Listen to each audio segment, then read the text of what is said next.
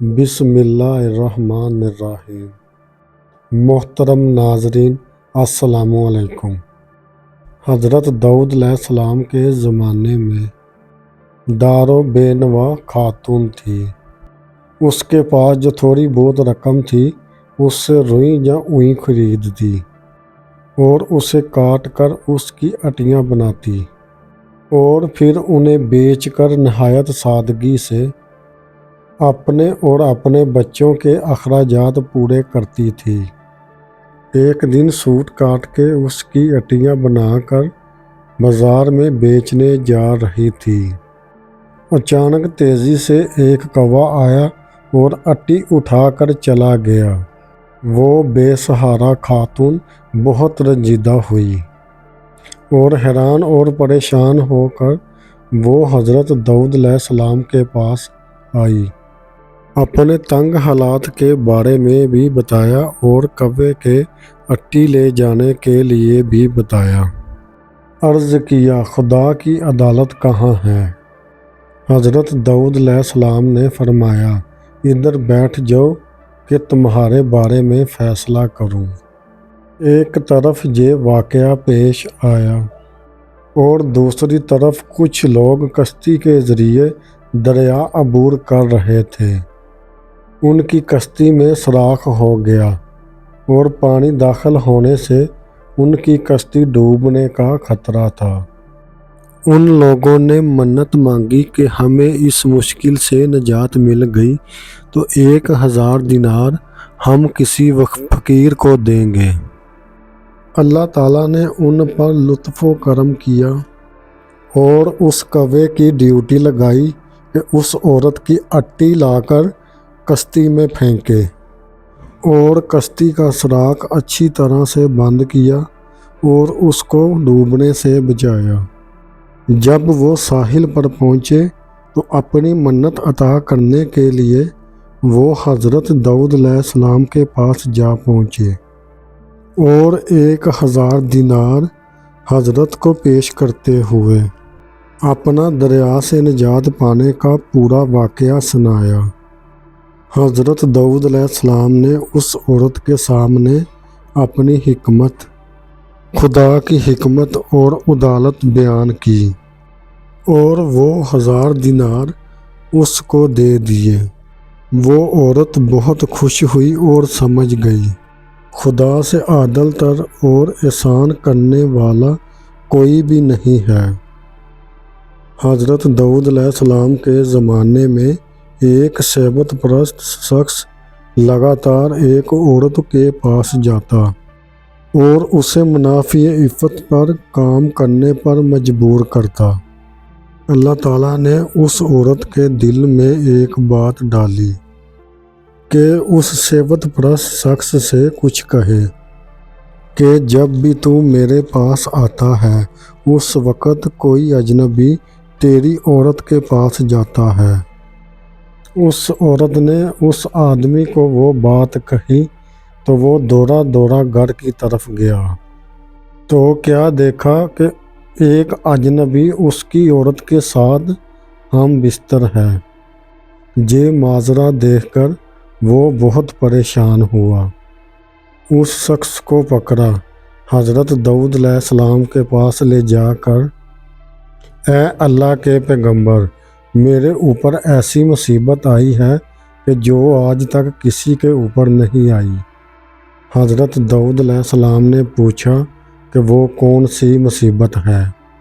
شیوت پرست مرد نے کہا، یہ شخص میری عدم موجودگی میں میرے گھر آیا ہے اور میری بیوی سے زنا کیا ہے۔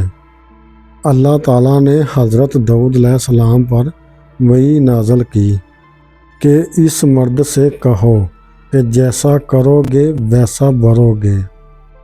ایک دن حضرت داؤد علیہ السلام گھر میں بیٹھے ہوئے تھے۔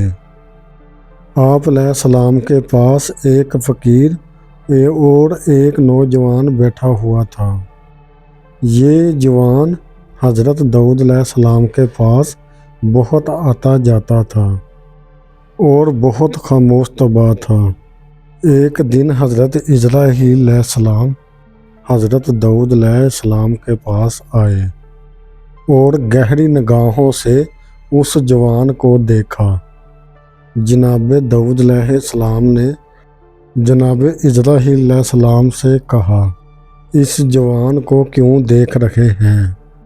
حضرت اسرائیل علیہ السلام نے کہا، ہاں، مجھے حکم ہوا ہے کہ اس ہفتے کے آخر میں اس نوجوان کی میں جان نکال لوں۔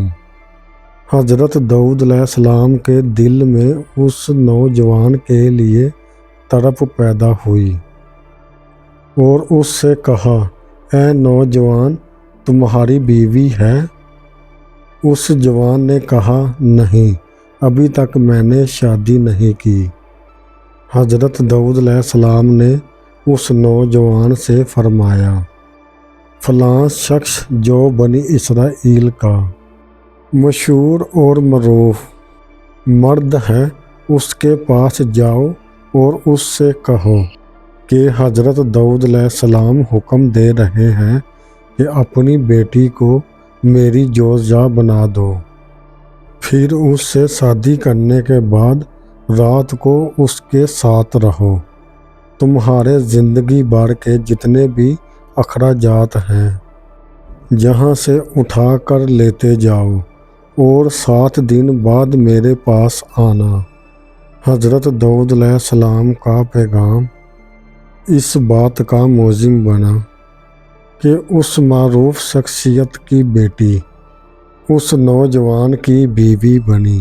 حضرت داؤد علیہ السلام کی بات پر عمل کیا اور دوبارہ 7 دن بعد واپس آیا۔ حضرت داؤد علیہ السلام نے یہ پوچھا کہ اے نوجوان، تمہارے دن کیسے گزرے؟ تو جوان نے کہا، یہ دن ایسے گزرے ہیں کہ پوری زندگی میں ایسے دن نہیں گزرے۔ حضرت داؤد علیہ السلام نے فرمایا، بیٹھ جاؤ، تو وہ بیٹھ گیا۔ وہ کافی دیر وہاں رہا، لیکن حضرت اسرائیل علیہ السلام اس کے پاس نہ آئے۔ حضرت داؤد علیہ السلام نے کہا، اٹھو اور اپنی زوجہ کے پاس جاؤ اور 7 دن کے بعد دوبارہ یہاں آنا۔ اور وہ چلا گیا۔ حضرت داؤد علیہ السلام کی خدمت میں وہ 7 دن کے بعد دوبارہ حاضر ہوا۔ تیسری بار حضرت داؤد علیہ السلام نے پھر وہی حکم دیا۔ 7 دن کے بعد پھر وہ واپس آیا۔ اس دوران میں حضرت اسرائیل علیہ السلام دوبارہ تشریف لائے۔ حضرت داؤد علیہ السلام نے جناب اسرائیل علیہ السلام سے فرمایا، آپ کا ارادہ تو یہ تھا کہ آپ دوبارہ 7 دن کے بعد یہاں آئیں گے اور اس نوجوان کی روح قبض کریں گے، لیکن آپ نہیں آئے اور آپ تیسرے ہفتے کے بعد آئے ہیں۔ حضرت اسرائیل علیہ السلام نے کہا، حضرت داؤد علیہ السلام، اللہ تعالیٰ نے آپ کے رحم کرنے کی وجہ سے اس پر رحم کیا اور اس کی موت 30 سال تک مؤخر کر دی ہے۔ ایک دن خدا نے حضرت داؤد علیہ السلام پر وحی نازل کی کہ آپ خلادہ بنت اوس کے پاس جائیں اور اسے بہشت کی خوشخبری دے اور وہ بہشت میں آپ کی ہمنشین ہیں۔ حضرت داؤد علیہ السلام نے حکم خدا بندی پر عمل کیا، خلادہ کے دروازے پر آئے اور اس کے دروازے کو کھٹکھٹایا اور وہ دروازے پہ آئیں اور دروازہ کھولا۔ جو ہی ان کی نگاہیں حضرت داؤد علیہ السلام پر پڑی، کیا اللہ کی طرف سے میرے بارے میں کچھ حکم ہوا ہے کہ آپ علیہ السلام مجھے وہ خبر سنانے کے لیے تشریف لائے ہیں؟ حضرت داؤد علیہ السلام نے کہا، ہاں۔ خلادہ نے پوچھا کہ وہ کیا ہے؟ حضرت داؤد علیہ السلام نے کہا، اللہ تعالیٰ نے میرے اوپر وحی نازل کی اور فرمایا ہے کہ بیشت میں تم میری ہمنشیں ہوگی۔ حلادہ نے کہا کہ آپ کو شبہ ہوا ہے، وہ میں نہیں بلکہ میری کوئی ہم نام ہے۔ حضرت داؤد علیہ السلام نے کہا ایسا نہیں ہے بلکہ وہ تم ہی ہو۔ قلادہ نے کہا اے پیغمبر خدا، میں آپ سے جھوٹ نہیں بول رہی ہوں کہ خدا کی قسم میں اپنے اندر ایسی کوئی بھی خوبی نہیں دیکھ رہی کہ بہشت میں آپ کی ہمنشیں بنوں۔ حضرت داؤد علیہ السلام نے کہا تم اپنے باطنی امور کے بارے میں کچھ گفتگو کرو تاکہ جان سکوں کہ تم کیسی ہو۔ قلادہ نے کہا کہ میں ایک ایسی حالت کی مالک ہوں، مجھے کوئی بھی دکھ تکلیف ہو، ہاں جو بھی نقصان ہو، جہاں کوئی حاجت، جہاں کوئی بھوک پیاس، میں نے کبھی بھی اس کے رفع کرنے کے لیے خدا سے نہیں کہا، جہاں تک کہ وہ ذات اسے خود ہی رفع کر دیتی ہے۔ یعنی میں وہی پسند کرتی ہوں جو میرا محبوب پسند کرتا ہے، اور نہ ہی میں ان نقصانات کے عوض کچھ خدا سے مانگتی ہوں، بلکہ ہمیشہ اس کا شکر بجا لاتی ہوں۔ حضرت داؤد علیہ السلام اس کی بات سمجھ گئے اور اس سے فرمایا تم انہی خوبیوں کی وجہ سے اس مقام پر فائز ہوئی ہو۔